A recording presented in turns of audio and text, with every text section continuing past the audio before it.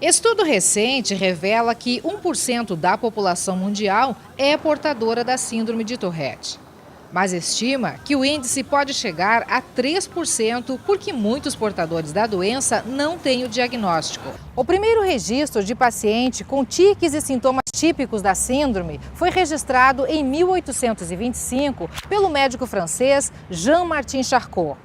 Somente em 1884, o também francês, médico e estudioso Gilles de la Tourette descreveu em 8 pacientes os mesmos sintomas da síndrome, que ele denominou na época de doença dos tiques convulsivos. Em homenagem a ele, a doença foi batizada de síndrome de Tourette. A doutora Ana Uni é psiquiatra com atuação especial em síndrome de Tourette. Ela explica que a doença pode se manifestar entre os 2 e os 15 anos de idade, sendo mais comum aos 7 anos. Os sinais podem ser tiques como piscadas de olhos, caretas, pigarro e fungadelas, entre outros. 20% das crianças podem ter tiques sem que isso seja um problema. Quando esses tiques permanecem ou são muito graves e acabam interferindo na rotina, eles recebem um diagnóstico de transtorno de tique, que no caso de ser tique motor e vocal, recebe o nome de síndrome de Tourette. É uma doença que a gente chama de neuropsiquiátrica, porque ela afeta tanto o sistema neurológico, tendo esses movimentos involuntários, como a parte psiquiátrica e emocional. Mas se possuir 1 ou 2 tiques, o que é considerado normal, já chama a atenção das pessoas, seja em que idade for, imagine como é a rotina de uma criança com vários tiques em um ambiente escolar. O Albert tem 48 anos de idade e hoje retorna à escola onde estudou na infância para reviver a história. O jornalista começou o tratamento para controle dos tiques aos 35 anos de idade, logo ao ter o diagnóstico. Mas ele já manifestava os tiques desde os 8 anos. As crianças me imitavam, era uma coisa tão evidente que, além de rirem muito e me apontarem no pátio do colégio, as crianças me imitavam. Então eu sabia dos tiques, como é que eram os tiques, pela representação caricata que os meus coleguinhas faziam. E isso me deixava muito chocado e muito triste, porque eu pensava, eu sou maluco, tem uma coisa errada comigo, eu não sabia o que era. Coçar o nariz, fazer careta, mexer os dedos, girar a cabeça, mexer os ombros, fungar. Os tiques eram variados e lá naquela época ele já sofria o que hoje se chama de bullying. Para ti a gente percebe que não é muito confortável essas recordações todas, né? Não, nem um pouco. Porque tudo foi muito difícil para mim, porque eu me sentia agredido. Debochavam de mim, me ironizavam, me apontavam no pátio. Eram poucos os amigos que concordavam em conviver comigo, porque sabiam que eles também iam ser apontados, os amigos do maluco, os amigos do tique-tique. Eu olhando o pátio aqui, eu fico me lembrando dos cantinhos que eu frequentava. Os cantinhos que tu te escondia? Me escondia. Um aluno cheio de tiques, sentado no fundo da classe, tentando se controlar. É uma cena de filme, mas é cena também da vida real. Eu sentava no fundo, que era para as pessoas não me verem. Aí, se eu sentasse no fundo, eu podia ter os tiques que eu quisesse, para todo mundo olhando para frente, ninguém olhava para mim. A impaciência de colegas e professores com um aluno que involuntariamente atrapalha a aula. Venha aqui, por favor. Também se repetiu com Albert, que conta que foi agredido por uma professora porque não conseguia se controlar. Aí ela chegou e me deu um cascudo na cabeça. Para com isso! Aí eu tomei um susto tão grande que fiquei meio que em estado de choque, porque a turma toda ficou chocada, né? Aí eu parei. E ela achou que eu tinha parado porque ela me deu um soco na cabeça. A família sempre o apoiou e protegeu, mas também não entendia que as ações e reações repetitivas que ele fazia eram involuntárias, e isso gerava muita repreensão. Para eles, os tiques também eram uma normalidade, era algo que não se compreendia. Eu também era muito reprimido, né? Repreendido dentro de casa. Eu fazia isso, fazia muito seguido isso, e imagina durante o almoço alguém irritava as pessoas, me mandavam parar, eu não conseguia, eu me levantava, no meio do almoço eu me levantava, saía. A Fernanda trabalha há 10 anos com alunos especiais e há 3 anos é diretora de uma escola APAE. Diariamente presta assistência e convive com dificuldades, limitações, preconceitos e com a dor dessas pessoas e das famílias.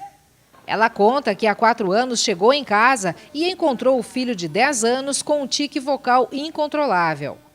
Com o passar do tempo, foi uma sucessão de outros tiques. Ele piscava, estalava os dedos e repetia palavras.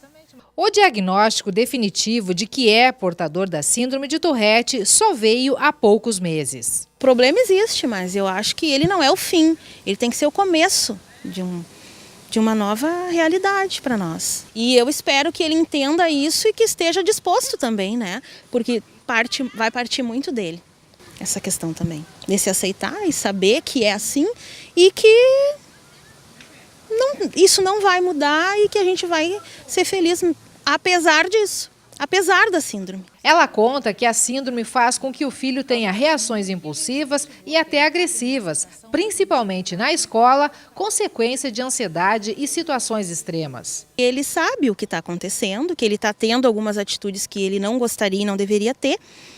E o mais difícil nisso tudo é esse enfrentamento do que ele faz em alguns momentos com o que ele gostaria de fazer. O objetivo dela passou a ser divulgar informações sobre a doença. Levou o filme e livros à escola na expectativa de uma maior compreensão e aceitação do filho. Eu acho que no momento em que houver esse entendimento da síndrome, um maior conhecimento por parte das pessoas, isso vai favorecer muito, em todos os sentidos, todas as pessoas que sofrem disso. O dia que eu gravei com a Fernanda, ela comunicou-me que o filho não queria participar da reportagem e também não queria ser identificado. Então eu solicitei que ele me respondesse por escrito a uma pergunta. E hoje eu vim buscar essa resposta. O filho da Fernanda teve diagnóstico de síndrome de Tourette há apenas 4 meses. Daí eu perguntei a ele como ele se sente neste momento, já que tudo é muito novo na vida dele. E a resposta dele foi essa: só eu sei o preço deste novo recomeço. A doutora Ana explica que 1/3 dos portadores tem cura espontânea quando atinge a idade adulta.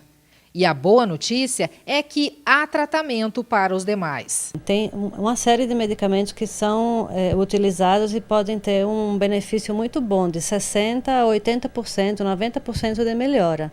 O ideal é que a pessoa consulte um médico que entenda do assunto para poder ver, no caso dele, qual é a melhor opção. Para se conseguir uma melhora dos tiques, pode se levar de 2 a 3 semanas ou até meses, dependendo da gravidade e da resposta da pessoa ao medicamento. Ela destaca que há uma grande mobilização pela divulgação da doença para que o conhecimento leve as pessoas a buscarem diagnóstico e tratamento adequado. A ASTOC, que é a Associação dos Portadores de Tourette e os Familiares, ela faz grupos de apoio, ela orienta famílias, ela recebe as pessoas, explica o que é Tourette e faz grupos de apoio, em que os parentes se juntam e discutem conta das suas experiências. No filme e na vida real, Brandi Cohen, mesmo com a síndrome, realizou seu sonho e se tornou um professor de sucesso.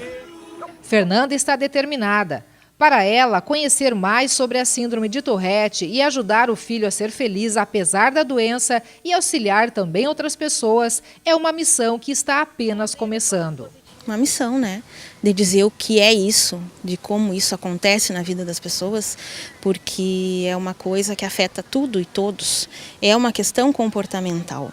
Se quem convive com a gente não tiver sensibilidade de entender isso, não tem como conviver. O Albert não deixa por menos e faz da profissão que escolheu, o jornalismo, arma para cumprir uma missão especial. Eu encaro a divulgação da síndrome como uma missão de vida, a minha missão aqui na Terra. Minha família teme que me expor possa me fechar portas, mas eu penso que se uma pessoa estiver sendo ajudada por mim nessa minha exposição, já terá valido a pena qualquer prejuízo que eu tenha.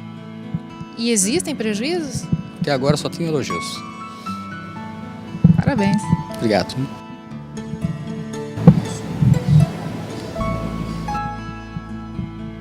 É um orgulho para mim falar, mas me emociona também. Porque eu vejo quanta gente está sofrendo sozinho. Eu só quero ser tratado como todo mundo.